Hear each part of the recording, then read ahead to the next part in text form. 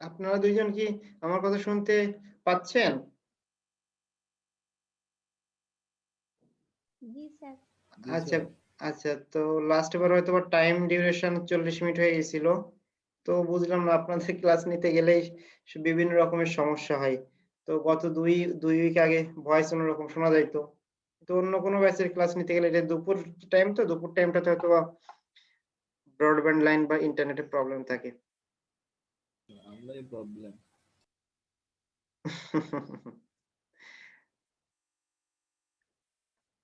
তো আর বেশি দিন তো ক্লাস নাই। আজকের ক্লাসটা আর পরে আরেকদিন ক্লাস। তারপরে কি আর সুযোগ পাওয়া যাবে? ক্যালেন্ডার দেখতে হবে।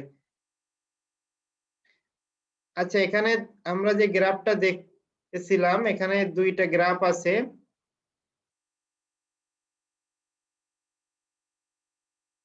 এই ফিক্সড কস্টের জন্য ২ টা গ্রাফ আছে, আর আরেকটা হচ্ছে ভেরিয়েবল কস্টের জন্য আরো ২ টা গ্রাফ আছে। এই গ্রাফ ২ টা কিন্তু খুবই ইম্পোর্টেন্ট, এক্সামে যদি আসে যে draw the graphs of fixed cost, তাহলে কিন্তু এই দুটো গ্রাফ আপনাদের আঁকতে হবে। একে আপনাদের গ্রাফ আঁকলে কিন্তু অবশ্যই এক্স এক্সিসে কি বোঝায়, ওয়াই এক্সিসে কি বোঝায় এটা অবশ্যই লিখে দিতে হয়। সাথে ডেসক্রিপশন বলতে এই ২ লাইন একটু বুঝিয়ে লিখে দিলেই ফুল মার্কস পেয়ে যাবেন। তো আপনারা একটু খেয়াল করে আমি যে কথাগুলো বলি একটু শোনেন, এক্সামে আসলে ফুল মার্কস পাবেন তাহলে। তো আমরা এই গ্রাফটা অলরেডি দেখে ফেললাম যে আমাদের টোটাল ফিক্সড কস্ট এর কোনো চেঞ্জ হয় না। এটা অলওয়েজ সেম থাকে ভলিউমের পরিমাণ বৃদ্ধি পাইলেও। আর এখানে বলা হচ্ছে আমাদের টোটাল অ্যামাউন্ট ফিক্সড থাকলেও পার ইউনিটে যে কস্ট আছে সেটা চেঞ্জ হয়। তাহলে আপনি একটু চিন্তা করেন, এটা আমরা গ্রাফটা একটু বুঝি, আমাদের প্র্যাকটিক্যালি বোঝার দরকার নেই, আমরা গ্রাফটা একটু বুঝি। যে যখন ভলিউম অফ অ্যাক্টিভিটি বৃদ্ধি পাচ্ছে তখন আমাদের গ্রাফটা নিচে নামে। নিচে নামে মানে কি হয়? ভলিউম অফ অ্যাক্টিভিটি বৃদ্ধি পাইলে আমাদের ফিক্সড কস্ট পার ইউনিটে যে ফিক্সড কস্ট আছে সেই জিনিসটার পরিমাণটা কমে যায়। যদি না কমে যায় তাহলে তো কোনোভাবেই টোটাল ফিক্সড কস্ট যেটা এটা কনস্ট্যান্ট রাখা সম্ভব না। যেহেতু আমাদের অ্যাক্টিভিটি পরিমাণ বৃদ্ধি পাচ্ছে, সো পার ইউনিটের কস্টটা আমাদের কমে যাবে, যার ফলে সামেশন করলে টোটাল কস্টটা অলওয়েজ কনস্ট্যান্ট থাকে। তো আপনাদের এক্সামে যদি আসে তাহলে বলতে হবে যে ভলিউম বৃদ্ধির সাথে সাথে পার ইউনিটে ফিক্সড কস্টের পরিমাণটা কমে যায়। এটা গ্রাফ দেখে বোঝা যাচ্ছে, তার সঙ্গে এই কথাগুলো আপনাদের একটু বুঝিয়ে লিখতে হবে। আর টোটাল ফিক্সড কস্টের কখনো চেঞ্জ হয় না। এটা হচ্ছে টোটাল ফিক্সড কস্টের জন্য, আর এটা হচ্ছে ফিক্সড কস্ট পার ইউনিট, যে প্রত্যেক ইউনিটের যে ফিক্সড কস্ট সেইটার পরিমাণটা কমে যাবে ভলিউম অফ অ্যাক্টিভিটি বৃদ্ধি পাইলে। তো এইটা অনেকটা উল্টা হচ্ছে ভেরিয়েবল কস্টের জন্য। তোমরা ভেরিয়েবল কস্টের গ্রাফটা একটু দেখি। Total variable cost change when activity changes. যেহেতু ভেরিয়েবল কস্ট বুঝতে পারতেছি আমাদের আউটপুটের পরিমাণ বা ভলিউম অফ অ্যাক্টিভিটির পরিমাণ বৃদ্ধি পাইলে ভেরিয়েবল কস্টের পরিমাণটাও বৃদ্ধি পাবে। তো আমরা এখানে এক্স এক্সিসে আগেরটার মতোই ভলিউম অফ অ্যাক্টিভিটি দেখিয়েছি, টোটাল ভেরিয়েবল কস্ট আমরা ওয়াই এক্সিসে দেখিয়েছি। যখনই অ্যাক্টিভিটি বৃদ্ধি পাচ্ছে দেখেন এই গ্রাফটা ঊর্ধ্বমুখী, দ্যাট মিন্স আমাদের সেই সময়টাতে কস্টের পরিমাণটাও বেশি হচ্ছে। অপরদিকে variable costs per unit do not change as activity increases. এখানে টোটাল যে কস্ট আছে সেটা এই রুলসটা মানলেও যখনই আমরা পার ইউনিট এর কথা বলবো তখন আবার এইটা এই নিয়ম মানে না, সেটা হয়ে যাবে ফিক্সড। সেই যে পার পার ইউনিটে যে কস্টটা আছে সেইটা হয়ে যাচ্ছে দেখেন ফিক্সড। যেমন আমরা আগেরটা একটু দেখি, ফিক্সড কস্টের যে মেইন রুলসটা যে কস্ট চেঞ্জ হবে না, ওকে, সেটা কিন্তু টোটাল ফিক্সড কস্টটা মেইনটেইন করে। বাট যখনই আমরা পার ইউনিটের কথা বললাম সেটা কিন্তু আবার এই রুলসটা মানে না। যখনই ভলিউম বৃদ্ধি পায় এই কস্টটা পার ইউনিট কস্টটা কমে যায়। তার মানে আমরা এখানেও বুঝতেছি যে টোটাল ভেরিয়েবল কস্টটা রুলস মানবে কিন্তু পার ইউনিট কস্টের গ্রাফটা রুলস মানবে না। এই জন্য যখন ভলিউম বৃদ্ধি পাইলো টোটাল ভেরিয়েবল কস্টের পরিমাণ বৃদ্ধি পাবে, যত ভলিউম বাড়বে ততই। আর অন্যদিকে আমাদের ভলিউম যতই বৃদ্ধি পাক, অ্যাক্টিভিটি ভলিউম বৃদ্ধি পাইলেও আমাদের ভেরিয়েবল কস্ট পার ইউনিট এটা অলওয়েজ ফিক্সড থাকবে।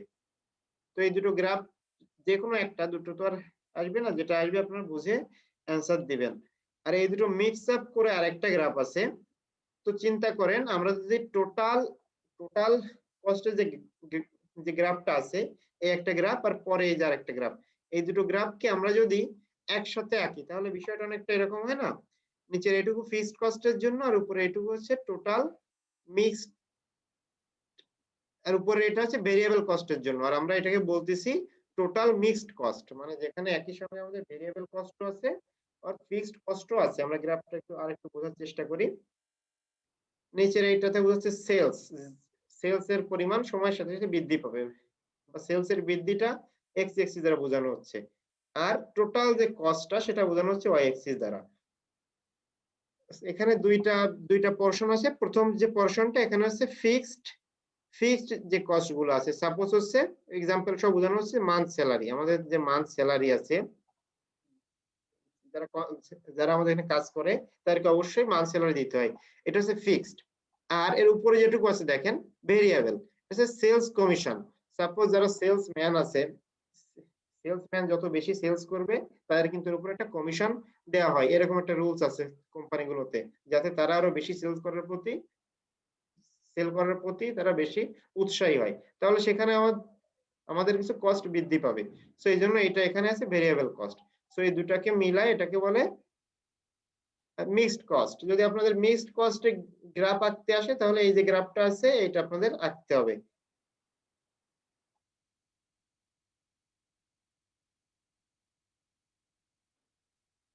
আচ্ছা, আমরা আরেকটা গ্রাফ দেখবো। এটা হচ্ছে stepwise cost. Stepwise কস্টের গ্রাফের ভিতরে ডিসকাস করার আগে আমরা ছবিটা একটু দেখি। ছবিটা দেখলে অনেকটা আমরা বুঝতে পারবো যে এখানে দেখেন নিচে প্রোডাকশন ভলিউম আছে, উপরে আছে সুপারভাইজারি স্যালারিজ। স্টেপ ওয়াইজ কস্টটা বোঝানোর জন্য এই এক্সাম্পলটা আমাদের দেখতে হবে। প্রোডাক্ট ভলিউম যদি বেশি হয় তাহলে কিন্তু আমাদের সুপারভাইজারি স্যালারিটাও বেশি দেওয়া লাগে। সাপোজ এরকম, যদি আমার 100 টন প্রোডাক্ট যদি তৈরি হয়, তার জন্য যে কজন সুপারভাইজার লাগবে দেখাশোনা করার জন্য, সেটা দেখা গেল ফিক্সড অ্যামাউন্ট 10 জনে হবে। যখনই 200 টন হয়ে যাবে তখন কিন্তু আমার সুপারভাইজার আরো 15 জন বেশি লাগবে। তাহলে দেখেন সাপোজ এক্সাম্পলটা বললাম, এই পর্যন্ত ধরেন আমাদের প্রোডাকশন ভলিউম ছিল 100 টন। 100 টনের জন্য আমাদের একটা ফিক্সড অ্যামাউন্ট অফ সুপারভাইজার লাগতো, কিন্তু কস্টটা সেম ছিল। তারপরে যখনই 100 টন থেকে বেশি হয়ে গেল, 1 টন বেশি হলেই এই 100 জন আর ওইটাকে ম্যানেজ করতে পারবে না, তখনই আমাদের সুপারভাইজারের সংখ্যা বেশি হয়ে যাবে এবং আমাদের কস্টটাও বেশি হবে। তারপরে আবার 100 থেকে সাপোজ 200 পর্যন্ত গেল, সেই একই সংখ্যক সুপারভাইজার করতে পারলো, আর 200 টনের উপরে উঠলে আরো সুপারভাইজার দরকার হবে। তো এটা হচ্ছে আমাদের সেই স্টেপ ওয়াইজ কস্টটা, একটা ফিক্সড ভলিউমের একটা রেঞ্জ অফ ভলিউম, এইখান থেকে এই পর্যন্ত এই ভলিউমের জন্য আমাদের কস্টটা ফিক্সড আছে। তারপর এর থেকে বেশি হওয়ার সঙ্গে সঙ্গে আমাদের যে কস্ট ওইটার পরিমাণ বেশি হয়ে গেল, এবং সেটা একটা রেঞ্জ পর্যন্ত ফিক্সড থাকে, তারপরে আবার একটা রেঞ্জে চেঞ্জ হয়। তো এটাকে বলে স্টেপ ওয়াইজ কস্ট। এখানে কি লেখা আছে আমরা একটু দেখি। Remain fixed over limited ranges of volumes. একটা লিমিটেড রেঞ্জের জন্য এটা ফিক্সড থাকে, but increase when volume increases beyond maximum amounts. যেমন আমাদের এই যে ফিক্সড অ্যামাউন্টটা ছিল এর জন্য ম্যাক্সিমাম অ্যামাউন্ট ছিল এই জায়গাটা 100 টন, যখন এটাকে এক্সিড করছে তখনই আমাদের কস্টটা বেশি হয়েছে। এক্সাম্পল হিসেবে বলা আছে additional production supervisors must be added when another shift is added. Okay, যেটা আপনাদের বলা হলো শিফট বলতে আমি সহজে আপনাদের বুঝালাম যে আমাদের প্রোডাকশনের পরিমাণ যখন বেশি হয়ে যাবে তখন আমাদের সুপারভাইজারও অধিক দরকার হবে। আজকের জন্য আমরা এই পর্যন্ত পড়বো। তো এই পর্যন্ত কারো কোনো সমস্যা থাকলে আমরা ডিসকাস করবো, আর হয়তোবা পরের দিনের জন্য আপনাদের আর 10টা টেস্ট থাকবে, যতগুলো আছে সব পড়ার দরকার হবে না, মডিফাই করে শর্ট সামারাইজড ভার্সন আমি তৈরি করে আপনাদের দিয়ে দিব। এটা 2-1 দিনের ভিতরেই এই স্লাইডটা আপনাদের দিয়ে দিব। তো এই যে 15 নম্বর স্লাইড পর্যন্ত পড়া হলো, এই পর্যন্ত যদি কারো কোনো বুঝতে অসুবিধা থাকে তাহলে বলেন।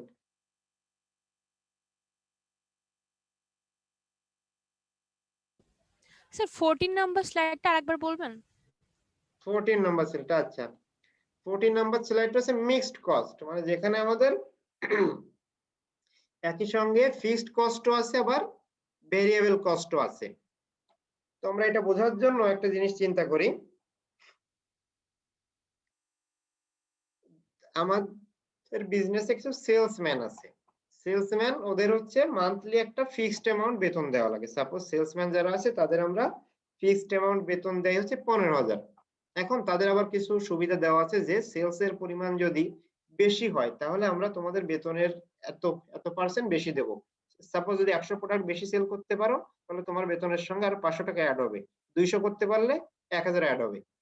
তাহলে আমরা যদি গ্রাফের দিকে যদি তাকাই তাহলে দেখবো মাসের শেষে তাকে একটা ফিক্সড স্যালারি দিতেই হবে, যেটা বললাম 15,000। তো এই স্যালারিটার কোনো চেঞ্জ হবে না, সে যতই সেল করুক না কেন আমাদের তাকে এই ফিক্সড অ্যামাউন্টে 15,000 স্যালারি দিতে হবে, যেটা এই গ্রাফের এই যে হলুদ টাইপের যে আনুভূমিক রেখাটা এটা দ্বারা বোঝাচ্ছে।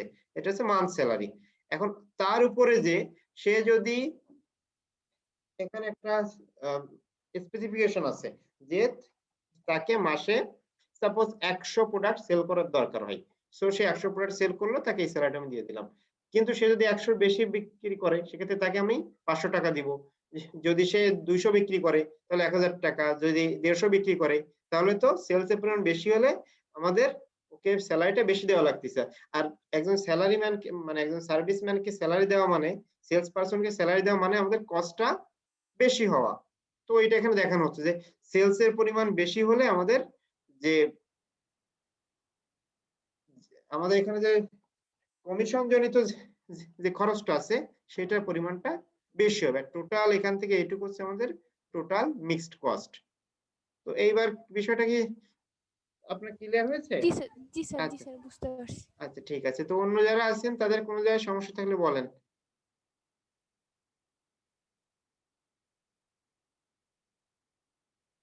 তো আপনাদের জন্য কিন্তু গ্রাফ গুলো খুবই ইম্পর্টেন্ট। দেখেন যে কোনো একটা গ্রাফ দিয়ে আপনাদের ডিসকাস করতে বলা হতে পারে। যারা মন দিয়ে শুনছেন তারা আশা করি সবগুলো বুঝতে পারছেন। শুধু আপনারা বলছি যে ইউনিটের জন্য এটা হচ্ছে মনে রাখবেন। এটা হচ্ছে রুলস মানে না। ইউনিট কস্ট গুলো হচ্ছে রুলস মানে না। এদিকে ভেরিয়েবলের রুলস তো আমরা জানি, ভলিউম বাড়লে কস্ট বাড়বে। কিন্তু যখনই পার ইউনিট হয়ে যাবে তখন ফিক্সড হয়ে যায়। সেম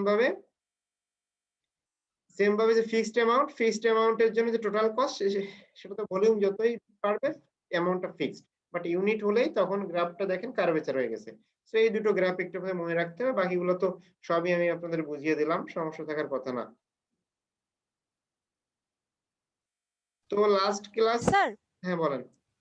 স্যার অপরচুনিটি কস্ট এটা মানে যদি আমার স্যালারি এখন 20,000 টাকা থাকে, আমি আরেকটা ভালো স্যালারি মানে আরেকটা ভালো জব করলাম, সেখানে স্যালারি আমার মানে দিবে 35,000 টাকা। হুম। তো এখানে কি 15,000 টাকা অপরচুনিটি কস্ট হবে? আপনি যদি 35,000 ওখানে চলে যান, মানে চলে না যায়, মানে আমি যদি ভাবি এটা করব তাহলে কি করবো হবে? না, হ্যাঁ যদি আপনি না করেন তাহলে 15,000 হচ্ছে আপনার অপরচুনিটি কস্ট হবে। যে 20,000 এ করতেছেন আর অন্য জায়গায় আপনাকে 35,000 অফার ছিল, যদি আপনি না যান তাহলে 15,000 হচ্ছে অপরচুনিটি কস্ট।